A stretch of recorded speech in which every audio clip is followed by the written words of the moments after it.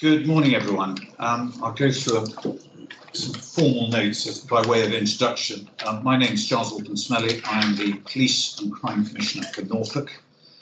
I'd like to welcome everyone to this quarterly Police and Crime Commissioners Accountability meeting. Particularly like to welcome the Chief Constable, Paul Sanford, and your team, and a welcome to some members of the public. Good to see you present, and thank you for coming to join us. Now, this is a hybrid meeting being held here at the Office of the Police and Crime Commissioner in Windham. We're also virtual on Teams, and we have a few members joining us via Teams shown on the screen. The purpose of the meeting is for me to exercise my statutory responsibility to hold the Chief Constable to account for the police service being provided to Norfolk, and I do that as the public's elected representative. I usually do that against the priorities set out in my police and crime plan and the associated budget. However, the meeting today is going to have a focus on the hit and run incidents that took place on the 5th of March last year and the subsequent investigation. I'm going to say a bit more about that in a moment. A few housekeeping notices. The meeting is being recorded. It's not being live streamed, but the recording will be made available on YouTube probably by about midday tomorrow. If you are attending by Teams, can I ask that you mute microphones unless you're speaking, and similarly, can I ask people in the room to mute laptop speakers so we don't get any feedback or external noise interference. We're not expecting a fire alarm test, so if the alarm does sound, we will have to evacuate either down the main stairs that everyone came up, or on the other side of the building there's a fire escape out of the kitchen. And for those of you not familiar with the layout of the building, bathrooms are available on the landing. For our visitors, you will need a card to get back in, so please make sure someone knows you stepped out. So without further ado, let's get cracking. Item 1, apologies. Chief, your team. From our side, Nick Davison is currently on leave, and ACC Julie Dean is in Suffolk dealing with business there. Thank you. And on our side, Gavin Thompson is attending a meeting to do with the victims bill that's going through the House at the moment. Moving on then, item 2, any declarations of personal and or prejudicial interest? No hands in the room, no hands on the board. Item 3, the minutes of the last meeting. Last meeting was held here on the 19th of April. The minutes of that meeting begin on page 4 of today's papers. First question, has anyone got any concerns over the accuracy of what is in the minutes? No hands going up. There was one action to be carried forward. It's on page 14 of the papers. The Chief and I were to discuss how the constabulary would engage with the public to inform them of the changes the Right Care, Right Person approach to mental health would bring to Norfolk. That discussion has happened. I've been briefed formally by ACC Nick Davison, who's the force's lead. I also joined him and his team at a 2-day conference run by the College of Policing in Coventry. I'm aware that the constabulary is now involved in a programme of briefing and listening to feedback from other stakeholders. So from the perspective of the action in the minutes of the last meeting, I believe that action has been completed and can be closed. Clearly, obviously, this is still very much work in progress. I don't know, Paul, if you want to say anything further on that. I think you've largely covered it, Commissioner. We continue to brief relevant stakeholders, and those briefings have been well received. Remains our intention to adopt this approach towards the very end of this calendar year, but we continue to listen to the feedback, most of which has been positive. Thank you.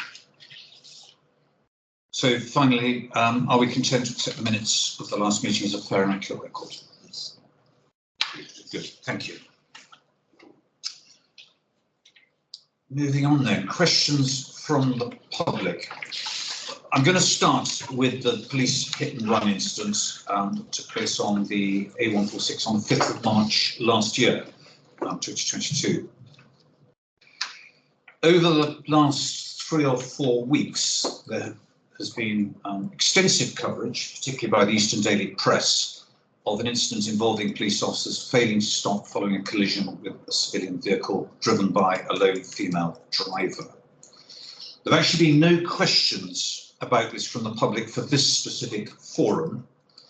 My office has received some more general correspondence, I think 16 emails in total.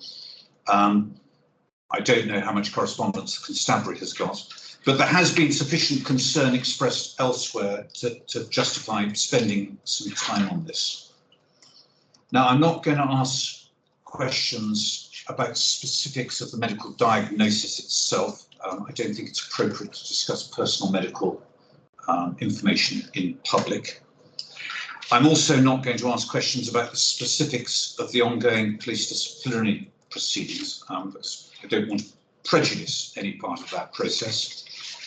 And I'm also not going to ask any specific questions involving the identity of the victim, because I understand it remains her wish that her identity should not be disclosed. So with those caveats, Chief Constable, can I ask you to begin by basically outlining both the incident and the subsequent police investigation? Thank you, Commissioner. If you forgive me, it might be helpful if I just read from a document to provide you with that initial overview, because anticipating that is what you might have wanted at the start of the meeting, I've put down some words that I think will provide that helpful overview, and I didn't want to miss anything out. So, thank you. Yeah. So the case covered by the EDP, amongst others, relates to a collision that happened on the A146 at Barnby in Suffolk on Saturday, 5th March 2022. That collision involved 2 Norfolk police officers. A marked police car was involved in a collision with an Audi A1 as the officers returning to their station at the end of their shift. The police car failed to stop at the scene. The officers should have stopped after the collision, and I'm sorry that did not happen. The driver of the Audi was left shocked and upset, but not physically injured. The passenger in the police car reported the incident to their supervisor at the start of their shift the following day, Sunday the 6th of March 2022, and once reported, a full investigation was launched. The investigation was thorough, and it was independently reviewed by another police force, which made no recommendations. During the investigation, evidence regarding the driver's medical condition was obtained. Based on consideration of all available evidence and after liaison with the Crown Prosecution Service, charges were brought against the driver for careless driving, failing to stop, and failing to report a collision.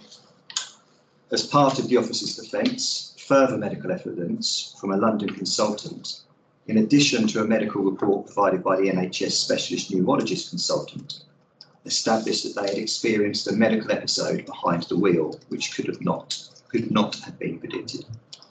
It also meant that the officer was unlikely to have known what was happening at the time of the incident or have any recollection of it. Consequently, the charges were dropped by the CPS. I feel it's important to reiterate this last point, as it has not always been prominent in reporting. It was the CPS who discontinued the criminal case based on the medical evidence of 2 independent consultants. In respect of the misconduct investigation, having considered all of the evidence, including the further medical reports, and in line with the College of Policing's guidance on outcomes in misconduct police proceedings, the driver was found to have no case to answer. In short, the same medical evidence which caused the CPS to discontinue the criminal case also meant that misconduct proceedings could not be pursued. The passenger does, though, have a case to answer for misconduct for not reporting the incident immediately, and these proceedings are ongoing. So, as you alluded to earlier, Commissioner, it would be inappropriate for me to comment further until this has been finalised. The misconduct investigation in relation to the driver was concluded in May, and we wrote to the victim on the 9th of May, informing them of the outcome. We shared a full copy of the very detailed investigation report with the victim. That is standard practice, and this report has since been shared with the Eastern Daily Press. As opposed to being uncovered through journalism, the series of stories featured in the paper are a result of the information copied from this detailed report. In this case, we have taken all of the action we could in line with any other collision investigation, and as I have said, the investigation is independently reviewed. Thank you. I've got a number of questions, and forgive me, a lot of these will repeat ground that we've covered, but I do want to drill into some of this in some detail. The first one is that my understanding is the victim pulled over into, and I'm not sure whether it was a lay-by or a garage, but pulled over at the next appropriate moment, obviously expecting the police to do likewise. But the police vehicle was able to drive onto vehicles. So do we know what damage was done to the two vehicles? Yes, we do, Commissioner. So whilst the impact occurred at just under 50 miles an hour, there was little speed difference between the two vehicles, effectively meaning that the police vehicle slowly made ground on the black Audi car before striking it. I believe in my help, I believe in my pack, yes, in my pack I've got some photographs of the vehicles, which I will share a copy with you. That's, I blacked out the index number for obvious reasons. That's the black Audi. If you look carefully to the left of the four rings on the Audi emblem, you'll see a I guess you'd call it a slight creasing in the rear of the car. I'm looking at about 8 o'clock. Yes, 8 o'clock on the left-hand ring. You'll see a slight creasing. The police vehicle had no damage at all to it. So in its drive back to Acle Police Station, the vehicle itself would have been fit to drive. I don't share that picture to minimise what's happened here for the avoidance of doubt, but I think the picture can describe better than I can the level of damage, and the level of damage itself is minor because, as said, the two cars were actually travelling at a very similar speed. So rather than it being a 50 mile an hour smash into a vehicle that was close to stationary, it was a coming together of the two vehicles where there was little speed difference between the two. But as you said in your introduction, from the driver of the civilian vehicle's perspective, alarming to have a vehicle close with and then strike. Absolutely. The minor nature of the damage does not take away from the seriousness of the incident. My next question may need a little caution because it could cross the line into the disciplinary proceedings, and I flagged that in the first instance. However, from an investigative perspective, what was lost by the officers' failure to stop and their failure to report the incident at the time? What I say that the main loss was obviously that the victim was left by the roadside and not supported as she should have been. And I repeat my earlier apology for that. That also, of course, means that we were not able to collect evidence from her immediately, albeit that was remedied when we visited her the following day at her home address. The failure to stop also meant that no testing for drink or drugs could be carried out. However, it's worth noting that both officers were at the end of their shift, and during the tour of duty, there would have been no opportunity for such substances to be consumed, even if that was a factor. They would have interacted with colleagues and the public throughout their shifts, and I'm certain that if any intoxication was present, it would have been picked up by supervisors or indeed the many people they would have interacted with. They should have been tested, as that was the correct procedure, but there is absolutely no evidence of intoxication being attacked.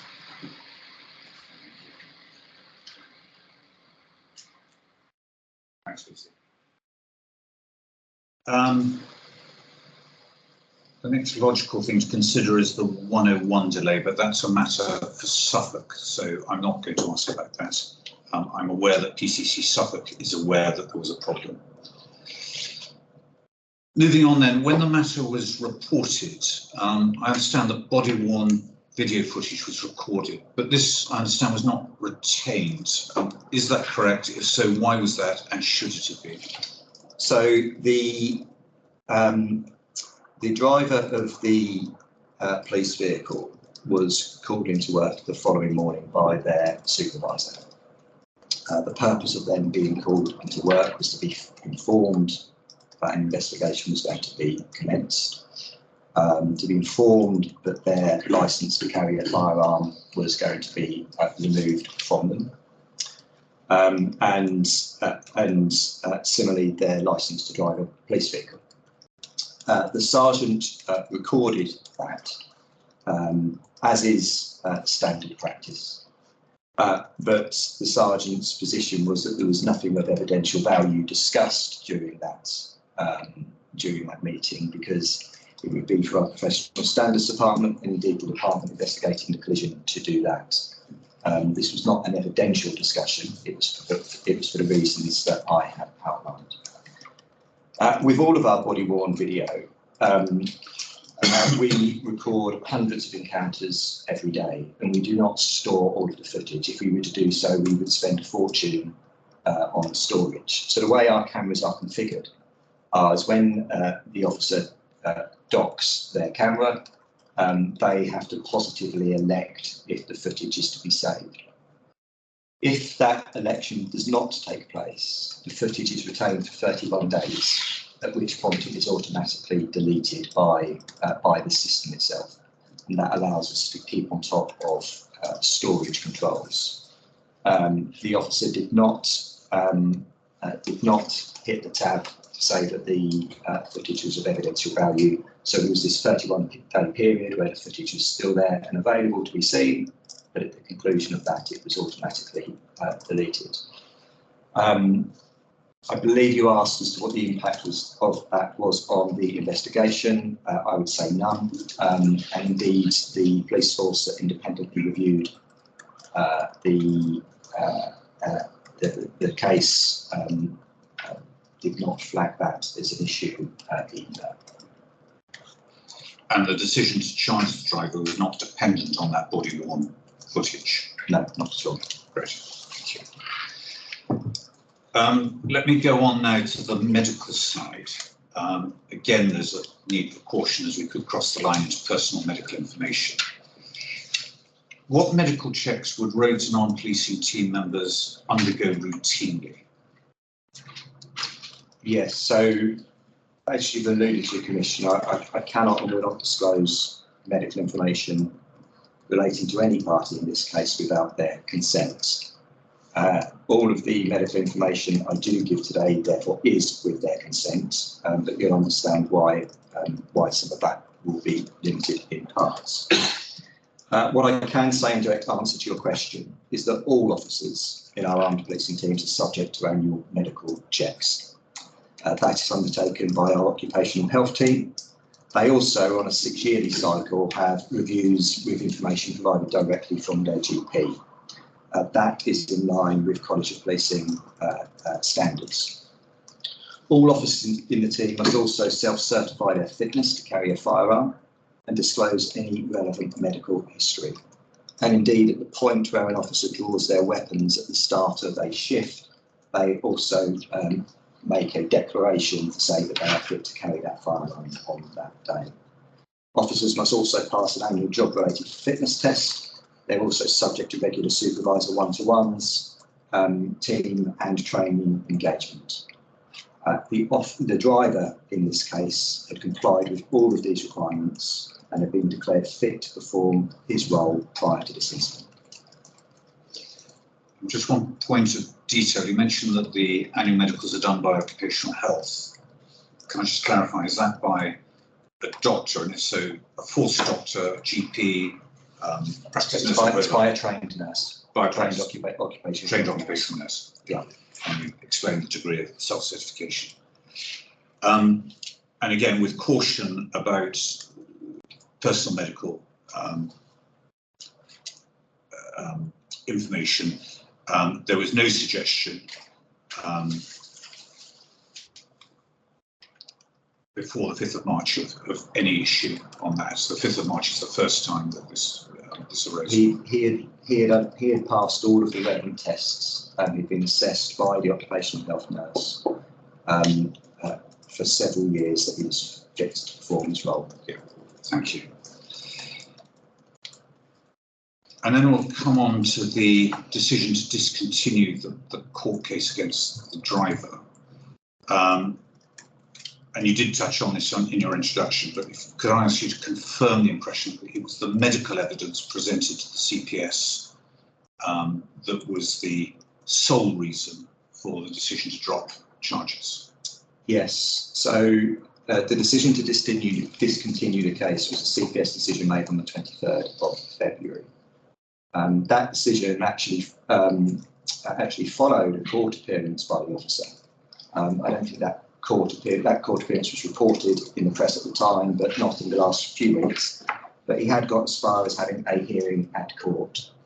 The decision to discontinue was made after further medical evidence was provided. It was the CPS's decision. It was not a Norfolk Police decision.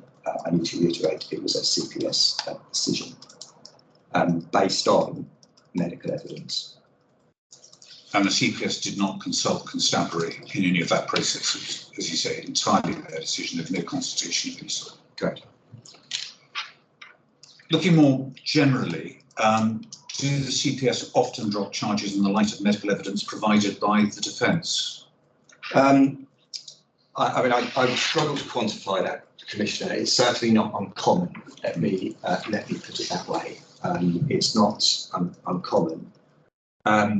Unique. Perhaps would help if I provided a bit more detail about this case, but more generally not uncommon. With regards to this case, as I said in my opening summary, the driver first visited his GP after the collision, who referred him to a consultant neurologist at the NN. The first statement considered by the CPS was provided by that consultant following an examination of the officer on the 26th of April 2022. That consultant diagnosed the officer with transient global amnesia. Then we had he was charged to court nonetheless. Then we had a court case. But in the meantime, a second statement was provided by a consultant neurologist at the Department of Neurology at St George's Hospital, London. That consultant neurologist was also a senior lecturer at St George's University in London. That statement was based on both a review of medical records and an in-person consultation with the officer. That second consultant gave a diagnosis of either global amnesia, transient global amnesia, or transient epileptic amnesia.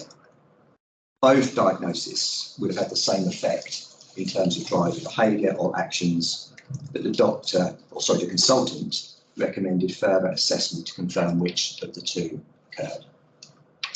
It was these two statements that the CPS relied on when making their decision, and I'm sure that it was the overriding reason for their decision. I do feel it is their decision to explain, but I would note here that the burden of proof to convict a person in criminal courts is beyond reasonable doubt. And when there are two consultants who are providing a near identical diagnosis, then obviously that bar does seem a step away, but of course that is for the CPS to answer. Important also to say that that opinion has been formed by persons who have not seen the officer, who have seen the officer, not as has been the case in some of the reporting, where I have seen some medical opinion being passed. Of course, that opinion is based on the limited information that's been provided through journalistic routes rather than an in-person examination of the officer. I'd like to add, if I may, that I have had consent from the driver to provide you with some further information relevant to this case. And again, I read carefully here because I only want to share what the driver has passed to me. Since the Crown Prosecution Service discontinued the case, the driver has seen a third consultant neurologist at the M&N. This separate to the first, so he was also at the M&N, but this is a third separate consultant neurologist at the M&N. This third examination was undertaken following the recommendation of the second neurologist and following the driver experiencing further medical episodes since the collision on the 5th of March. Following neurological tests, this third consultant has confirmed the presence of a neurological problem for which the officer is now taking daily medication. The officer has allowed me to confirm that he has continually kept the DVLA abreast of his symptoms and medical investigations throughout this time. As a result, the DVLA have revoked his driving licence on the information provided. It was reported in the EDP on the 26th of June that the driver still holds a driving licence. This is not true. I will provide no further details on the medical situation as this is an ongoing medical issue for the officer. But given the manner of reporting, he has given the wish for me to cover this additional information because he thinks that would be helpful in terms of the broader understanding of what is occurring here. No, thank you for that. I'm not going to probe further because of my concerns of delving into medical information that I shouldn't. I understand the victim has exercised her rights to ask for a review of the CPS's decision. What are the victim's options if the CPS review does not result in the reinstatement of charges? Yes, it's my understanding that the victim has asked the CPS to review the decision, and it's also my understanding that the outcome of that review is awaited by the victim and indeed by all parties. I'm sure when that review comes back, it will be accompanied by information as to what next steps are available to the victim, and it's for the CPS to provide that. I am aware that they have their own internal complaints process, and upon the conclusion of that process, a relevant party can contact the independent assessor of complaints and ask them to investigate matters. The independent assessor of complaints itself is independent from the CPS. And then, of course, broader regulation of the CPS is provided by His Majesty's Crown Prosecution Inspectorate. I was going to ask about the scrutiny of the CPS subject to, here am I very publicly scrutinising your actions. So, who scrutinises the CPS in their actions and decisions? And I think you've just answered that. They don't have an equivalent to the commissioner, so it is the inspectorate. I'm going to move on to the internal police disciplinary action. And it was the medical evidence presented in this case that also led to the dropping of the internal police disciplinary action, as you said in your introduction. Was that decision based on any legal advice? The decision to drop the case with regards to the driver, I'm assuming you're purely the driver, because I'm conscious that the other proceedings are still ongoing. Yes. So the decision to drop the case was based upon the frameworks and assessment frameworks that are provided to professional standards departments to follow from the College of Policing and in line with police regulations. It was based, as was the CPS case, on the medical information that was provided to us, which demonstrated that the driver was suffering from a neurological condition. The same barrier to prosecution in the criminal court remains for our misconduct processes as well. I won't dwell on the specifics, but I just wonder if you could describe in general terms how a misconduct case would normally proceed. What's the process that an officer would go through? Of course. So for the passenger, a misconduct case is yet to take place. And probably important to note this morning that we cannot commence that now until the complaint made by the victim to the IOPC has concluded. That puts a pause on those proceedings. Misconduct meetings can result in a variety of sanctions. Dismissal is not one of them. but they can result in sanctions all the way up to final written warnings. The misconduct case takes the form of a panel, which hears evidence along with the representations from the officer concerned. As said, that can only commence once the IOPC review has taken place. You mentioned that the investigation was reviewed by another force. May I ask which force and what their recommendations were? I mean, you said they made no comments, but presumably they came back with some form of answer. Yes, so I'll find that in my papers in a second, but the investigation was reviewed by the Joint Serious Collision Investigation Unit of Bedfordshire, Cambridgeshire and Hertfordshire Police. Those three forces collaborate when it comes to collision investigation, and we asked them to review the case. That review, just to help with timelines, took place after the CPS had discontinued the case. It was us that asked that force to undertake the review because we wanted to be certain that there was no other information or evidence that could have been presented to the CPS to influence the decision that they made. It's really not uncommon for myself or chief officers to ask forces and forces to peer review our work. We think it's a healthy thing to do. And we felt that it was appropriate to do so in this case, and particularly when a case involves officers from within your own force. We think that external review is important to try and bring some independence, to ensure integrity and impartiality. I've got a couple of key extracts from that review, which I'll read out, forgive me. When considering the building blocks of any investigation, I find that the evidence in relation to the collision was secured in a timely fashion. Police Sergeant Hales has spoken with the victim and the statement was completed. Collision book and professional standards department notification forms were filled out. The BMW, which is our vehicle, was downloaded for cameras and telematics and assessed for damage. Police Sergeant Minnis notified PC Warren, ensured that he was not armed and was sent home. From reviewing the file and all documents, it's my professional opinion that the investigation team completed all relevant lines of inquiry. I do not believe that there have been any missed opportunities to gather evidence in relation to this case. I find that the evidence gathering was completed quickly and in accordance with the APP on investigations. All statements were completed in a timely fashion and not out of the ordinary. And I just reiterate one point on that, Commissioner. You mentioned body-worn video footage earlier.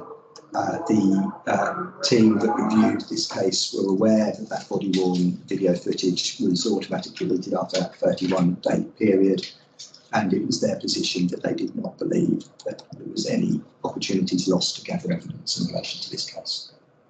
Thank you. The matter is now being reviewed by the Independent Office of Police Conduct. That's happening, as you've mentioned, at the request of the victim. Do we have a timescale in which the IOPC will respond? We do not, Commissioner. So the victim, as is her right, asked the IOPC to look at the case, and they will have written back to the victim to set out that it might be a significant period before they have the opportunity to have that case. And I assume that is because of their high workloads at the moment. Important to say at this stage that we have contacted the IOPC to encourage them to expedite that as far as is possible. We've done no more than that, but we encourage them to expedite it because, as I mentioned earlier, we cannot commence our misconduct process for the passenger until the IOPC review is complete, and we want to do that as soon as possible. But also because of the public attention that this case has had, we think that it's in everyone's interest that it gets done as quickly as possible. How the IOPC will respond to our requests and how quickly it will take, I do not know. Whilst we're on the topic of the IOPC, with your consent, Commissioner, first, I'd also like to explain why the constabulary didn't refer this matter to the IOPC in the first place, if you wouldn't mind. The short answer to that is we did not do so because the mandatory referral criteria for referring matters to the IPC was not met. And to help understanding with that, again, forgive me if I read, but I will just cover what the mandatory referral criteria is. For the criteria to be met, the matter should relate to a complaint or conduct that led to death or serious injury, or, and I'm paraphrasing a little bit here, but I will go through a list, a serious assault, a serious sex offence, a case involving serious corruption, involving a criminal offence or conduct liable to lead to misconduct proceedings aggravated by discrimination, that the matter relates to a relevant offence, and by relevant I mean a sentence fixed by law or 7 years imprisonment, or that the conduct relates to a chief constable or deputy commissioner. Therefore, the seniority would see it go to the IOPC. Forces can make voluntary referrals to the IOPC for matters where the gravity or exceptional circumstances would dictate. However, important for me to say that now that the victim has asked the IOPC to review the case, as is her right, any referral from the constabulary on a voluntary basis would be considered by the IOPC to be invalid. This is an important point to make clear, particularly as in some of the articles on this, both the victim and commentators writing in the EDP suggested that we should refer ourselves to the IOPC. We cannot. And the victim has already done so. That's the reason we can't. And it has been reported in the paper that the victim has already referred to the IPC. So I cannot now refer myself to the IPC. And in any event, it did not meet the mandatory reasons for referral. And the IOPC, when it responds, will only respond about the investigation. They won't be able to direct the reinstatement of the charges. Yes, I mean, two very separate matters there. This is solely relating to misconduct or gross misconduct proceedings.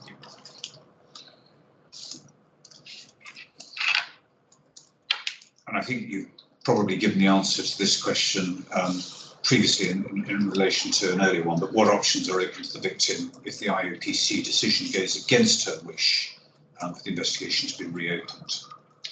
Yes, I think that's for the IOPC. They would presumably say this in their response. To provide that within their response, yes. Yeah. Okay. Again, I'm going to go slightly off-piste and pick up one of the articles in the EDP, which made a comparison between this case and one in Australia, in which a drunk driver claimed a similar defence of amnesia. Is there a comparison to be made? And can I have your views on that comparison? Yes, I mean, so I'm obviously more familiar with our case than this one in Australia, but I did see the article and it caused me to undertake what research I could to see if there was any similarity. My understanding of the case in Australia is that it concerned a retired police officer who, as you described, was involved in a collision. I think it might have been fatal, but I'm not certain, but involved in a collision where they were found to blow over the drink drive limit, and they claimed that it might have been caused by, I think it was sleepwalking, amnesia, or a blackout. In that case, a neurologist examined this person and disagreed, dismissed their claim, and that person was subsequently convicted. In our case, we have two neurologists at the point of the CPS decision who have given a diagnosis. And subsequently now we've had a third neurologist who has provided additional evidence of a neurological episode. So I think the comparison, I can see why it would be made, but my simple comparison would be in one case in Australia, you've got a neurologist saying that something didn't happen, whereas in our case in the UK, you've got three neurologists now who are saying something has happened. I therefore think there's a stark difference between the two cases. I'll move on again. moving on to the Police Federation, what role has the Federation played in either the investigation or in the defence of the two officers? Well, the Police Federation is independent from the Constabulary. They are the body that represents rank and file officers up to and including the rank of Chief Inspector. Both of the officers concerned in this matter are members of the Police Federation. In fact, I have very few officers in the Constabulary who are not members of the Police Federation. When any officer, regardless of the case, is informed that they are being investigated, they are served with a notice under Regulation 17, the Police Conduct Regulations 2020. That informs them that it's been alleged that they have that they might have breached the standards of professional behaviour. Within that notice, it makes very clear to the officer that they are that they have a right to be represented during the investigation of those matters. That can be a member of the Federation or it can be a nominated friend. And in this case, the officers utilise the support of the Police Federation to support them. That is the role of the Federation to support. They have no role within the investigation. They were represented by separate members of the Norfolk Police Federations to avoid a conflict of interest. And the Federation are solely there to ensure that the rights of the police officer are ensured and that they're appropriately supported throughout the course of the investigation that took place this time, as is standard. Grand. Again, you touched on some of this in your introduction and indeed in some of your subsequent answers, but can I go back to how information is being provided? First of all, to the victim. So in any case that's being investigated by our professional standards department, it will be allocated to a caseworker or investigator, and it's part of their responsibility to ensure that any victim is kept up to date throughout the course of any investigation. And indeed, in this one, contact had been maintained throughout the process. At the end of the misconduct investigation, the victim was provided with a very detailed report outlining the reasons for the outcome. I've seen that report. It goes into considerable detail as to what has occurred, and therefore the victim has received a considerable amount of update from us. And has further information been provided to the media? Yes, so I believe I covered earlier, excuse me if I didn't, but I believe I covered earlier that the victim did provide the Eastern Daily Press with a copy of the report into the misconduct investigation. We have also answered over 20 questions from the Eastern Daily Press in the course of recent weeks that have come into our press office. The content of the reporting has largely come from the report that we sent to the victim, and not as a result of things being exposed. I know that the press articles have been run over a number of days, and at times the articles have suggested, and I'd quote, that new information has come to light. From my perspective, this is not the case. Everything was provided up front in that report that was made available to the Eastern Daily Press. As far as I can tell, the only part of the reporting that was not included in the police report is where the newspaper has sought the opinion from a number of what they might describe as experts, or where they've sought the opinion of people claiming to be former police officers. Everything else has been provided by us. But for clarity, no information is being withheld from either the victim or the media when requested. Correct. Which leads me on to the next one. The EDP stated that Norfolk Constabulary is not being transparent. You and I would agree that transparency is essential in misconduct cases such as this. Could I ask your comment on that assertion? I really think I've addressed that in my last answer. We provided an incredibly detailed report to the victim on this. We've answered over 20 questions that have come into us think you can see from the extent of the reporting, I think we're over 20 articles published, nearly all of which have been based on information that has been provided by the constabulary. It is important when dealing with misconduct cases that we are transparent. The only area where I've ever been reluctant within this case has been around the personal medical information of the officers concerned. And it would not be appropriate for me to provide medical information beyond that I already have today. And I will not be providing any further medical information in the future. And I would ask that there's no further speculation about this officer's medical health as well. I've provided an update to that, which I hope is helpful. Thank you. What duties are the two officers now performing? So both officers are currently not authorised to carry firearms. They were previously firearms officer. As I alluded to earlier, the driver has had his driving licence revoked by the DVLA based on the information that he provided to them. Because his driving licence has been revoked, he therefore cannot drive any police vehicle either by logic. He is therefore currently carrying out station duties. He has no contact with the public, nor is he investigating crime whilst we await further assessments. The passenger is carrying out the standard duties of an officer, but to reiterate, he is not carrying a firearm. Thank you. Again, I'm looking at some of the EDP's comments. How do you answer the allegation made in the media that there's been collusion and cover-up to protect the two officers? Well, it simply hasn't occurred. Clear. Your previous answers, I think, reflect that.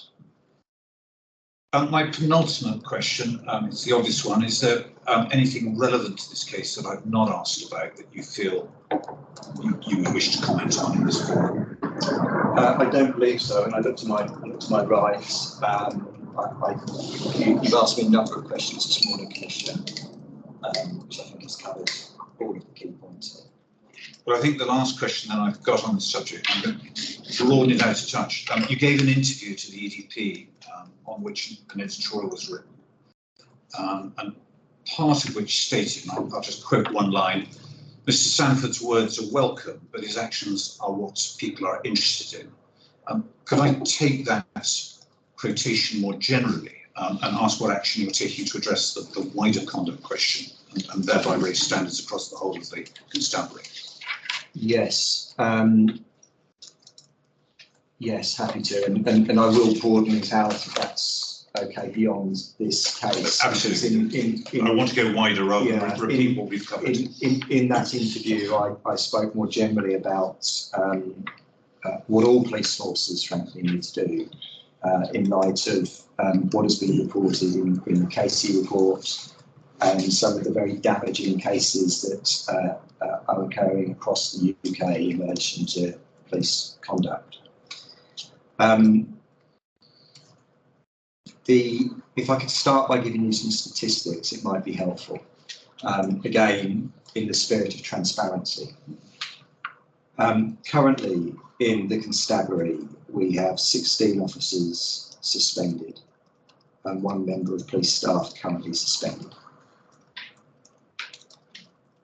If I look back on if I go back a year to the 30th of June when I pulled these statistics together, we had 5 officers suspended and no members of staff.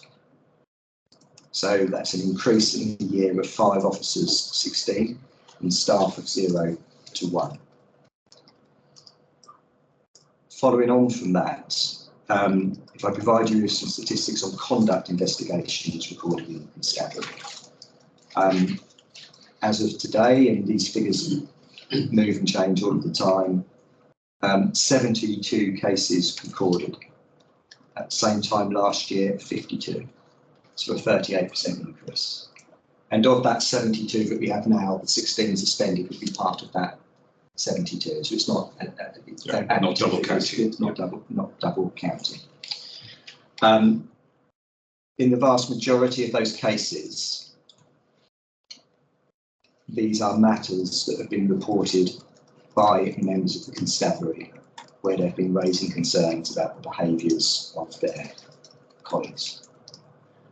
Myself, my chief officer team and all of my senior leaders have been particularly clear with all of our staff in light of Casey, and frankly beforehand as well, but particularly in light of Casey, about the standards we expect and about the importance of restoring trust and confidence in policing and removing people from policing who have no place in the service.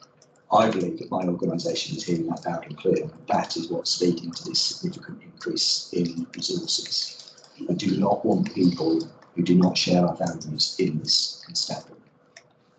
In the past year, I've dismissed 3 officers from the constabulary, all of whom have been reported in local media. We have also dismissed 4 members of police staff.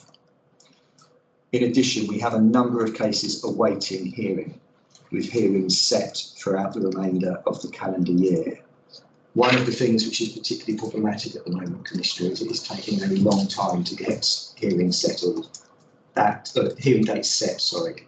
That is as a result of a number of problems that are out of my control, that being the availability of a legally qualified chair to chair the meetings. You'll be aware that it is not currently police chiefs who chair these meetings, it's an independent chair, and there is a shortage of them at a time where the number of hearings nationally is going up. It is also the case that we are struggling to find barristers to present the evidence in these cases as well, for exactly the same reasons. These hearings will be heard, but there will be a delay until we can get to them, unless there is a change in conduct regulations. I know that there's been some talk about that very recently within the media.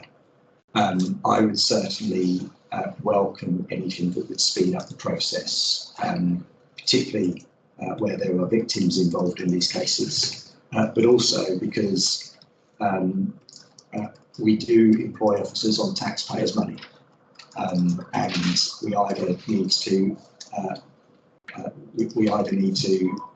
find guilt, and if appropriate, move that person from the service to stop payment of that money, or if guilt is not found, we need to be able to return them back to normal duties. The delay really doesn't help anyone.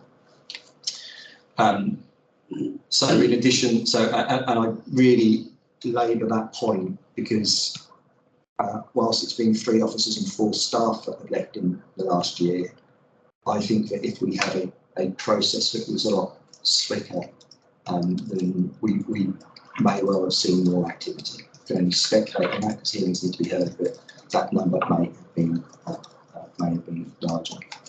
In addition to that, for student officers entering policing, there is an additional regulation through which you can require them to leave the service. It's Regulation 13. Under Regulation 13, so this covers officers when they're in their probation period. We have dismissed 1 officer in the last 12 months. We have had 3 officers who resigned following a case conference decision to dismiss, i.e. they were going to be dismissed, but they resigned before we got to that point. And we've had 11 officers resign during the totality of the process. Therefore, I think if you combine all of those figures together, it demonstrates that I am taking a very robust position when it comes to conduct. And we will make the difficult decisions that are needed if someone is not right for policing. Always important when you go through these figures to contrast that against nearly 1,900 police officers and an organisation of 1,200 police staff as well. It always is the case that the majority of people who work in this constabulary come into policing because they want to make their communities better, and they are doing that every day. But we are moving out those people who don't match that standard. How are we able to do that? I've deployed 4 extra detectives into our anti-corruption unit. I've deployed 3 extra PCs into our serious case unit. We've got 4 extra officers into our vetting team. And regionally, we've established an anti-corruption team with colleagues across 7 forces. And that's an incredibly important capability because, again, that team is remote from the constabulary as well. A considerable amount of additional resource being placed into our misconduct teams. And then finally on this point, we have we've completely reviewed the vetting status of all of our colleagues in the constabulary. We've washed all of the data that we hold against our colleagues against the police national database. And we're analysing the returns from that as well. What that means is that it's not just where cases are brought to light that we're reviewing behaviours and activity of officers and staff. We're reviewing it proactively as well. And we do indeed have other proactive capabilities that we're continually deploying to make sure that standards are being met. You'll be aware that, I lose track of time, but maybe 3 months ago, I provided an interview to the breakfast programme on Radio Norfolk, where I gave a very open assessment as to the current misconduct status. I've repeated that again this morning. I don't hide behind this. There is no cover-up. I think the line that one of the callers who contacted that radio phone mentioned was that sunlight is the best disinfectant, and it is. And we will shine a light on this, and we will act. I will not cover up. We will move people out of policing and no place. Thank you for that. You mentioned LQCs and media speculation as to an announcement from the government about a change in the process. My understanding is that the Home Office review into the police misconduct processes and the future of the legally qualified check concept is on Minister's desk, and we should get an announcement before recess on the 20th of July. What I don't know is, of course, the timescale for implementation, because I don't know how much primary legislation will be involved. Our understanding is identical, and of course it might be that those new regulations could not be applied retrospectively. So where we have a significant number of cases in the system that will take some time to work their way through, it might be that we still have to follow that process, and that it would be new matters that go into the new regulations. So if there is a change, I think you and I will have to examine the detail of it. Anything that can be done to speed things up and, frankly, give more powers to chief constables, from my perspective, would be welcomed. Grand. I'm not going to summarise the hit and run incidents. I'm conscious we're still on item 4, questions from the public, but I'll move on from that and look at the questions that did come in from the public for today's meeting. I'm going to take 2 of these. I'll just touch on the other 2. One was a specific concern about road safety and speed enforcement on the B1112 near Downham Market. The second was about the online means of reporting vehicles parked on pavements in Norwich. As far as the first one is concerned, I get a lot of requests, I'm sure Constabulary does as well, for police enforcement action on specified stretches of road. In this case, the safety camera team does deploy to the stretch of road in question, so it is being addressed, but what's being requested is other police assets. And as far as I'm concerned, that's an operational matter, and so I've fed it in through Ralph and his team for consideration in competition with all the other requests for speed enforcement across the county. I mean, this is a competition for finite resources, and I get that. So I feel in that case that's a specific one that we used to address in-house. On the parking issue again, it's a suggestion from a group called Living Streets Norwich about looking how parking issues might be reported online to the constabulary. I'm mindful that parking in the main is the county council responsibility, but again, I've fed that in through Ralph's team, and you can look at it in slow time, and then as needs be, we can discuss it with the county council as to where the division of responsibilities might be. So turning to the first of the remaining 2 questions, and actually this probably overlaps with some of what you've just said. Question asked, could you describe work being done to change the constabulary's culture with regards to racist, homophobic and misogynist behaviours In doing so, may I ask you to comment on training and guidance about interventions? Yes, so I probably did cover some of that in my last answer, but particularly through the lens of conduct. And of course, your conduct regime is only one part of your culture. More broadly, we have commenced, in light of the Casey report, a broader programme of work around cultural change.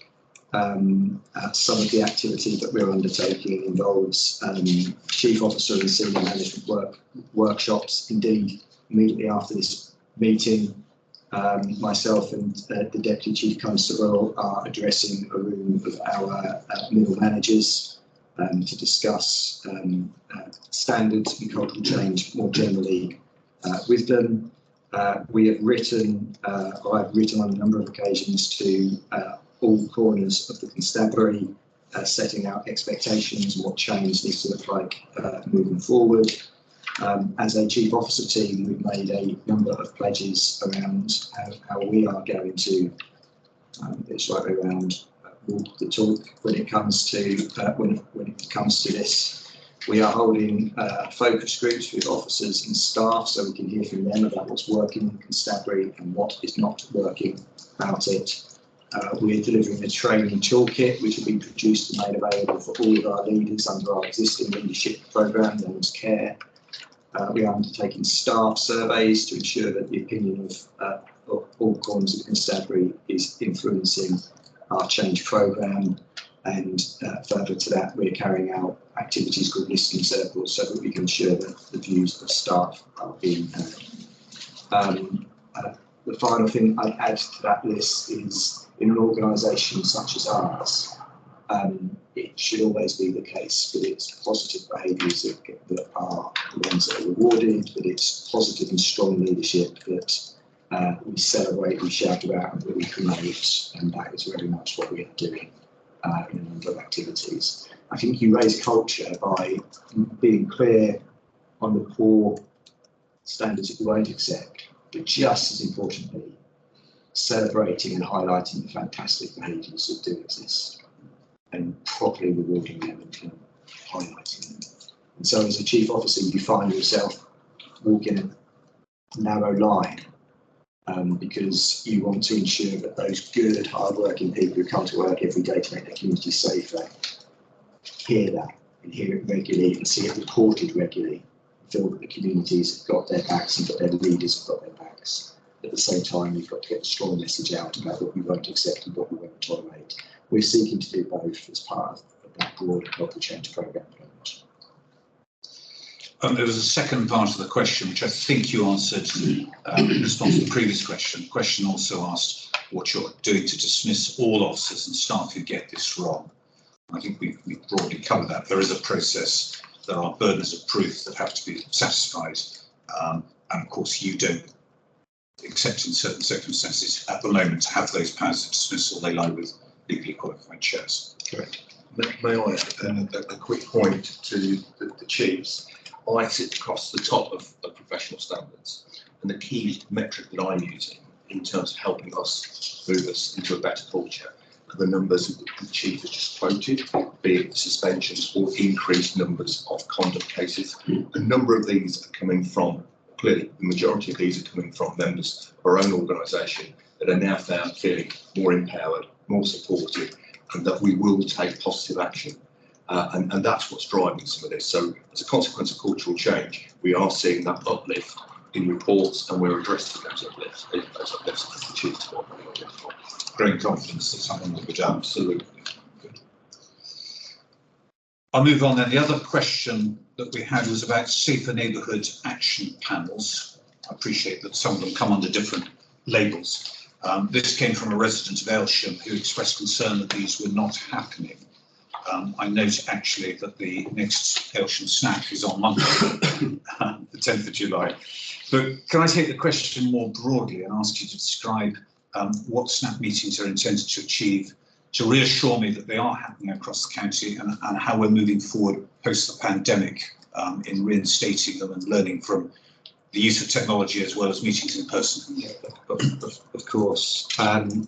So under section 34 of the Police Reform and Social Responsibility Act 2011, the Chief Officer of Police must make arrangements for obtaining the views of the public to inform policing priorities and to inform our activity in neighbourhoods. It's a positive duty that we have, and we typically discharge that through SNAP meetings, but not solely through SNAP meetings as well, through other surveying activity that takes place in neighbourhoods, and just through informal encounters that we have with local residents, representatives of those local residents as well, to inform what we do locally. We believe that it's important. We have got some work ongoing at the moment within our community safety department, developing a new model for those SNAP meetings, including how we better publicise them in advance and to try and see if we can increase attendance. You alluded to the pandemic. During the pandemic, we made those meetings virtual, and actually we found that was quite positive in terms of numbers attending the meetings. So now increasingly what we find we're doing post-pandemic is holding hybrid meetings, very similar to that which we're doing today, where people have got either option.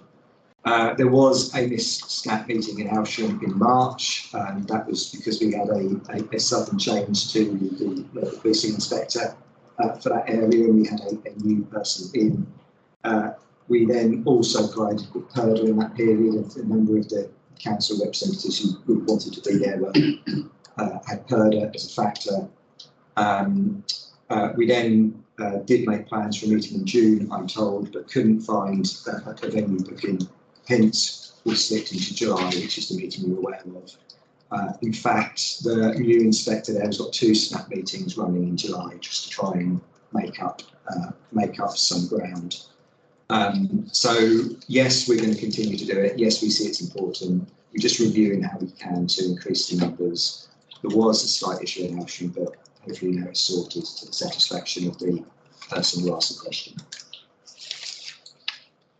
And just looking up and down the table, anything else on item 4? We've covered a huge amount of ground. No shouts? Great. Well, thank you, Chief Constable. I think that now concludes item 4. We've been going just over an hour. Do we need a short comfort break? Shall we say reassemble at 15:15? Thank you. Confirm the recording is on. The recording is turned off.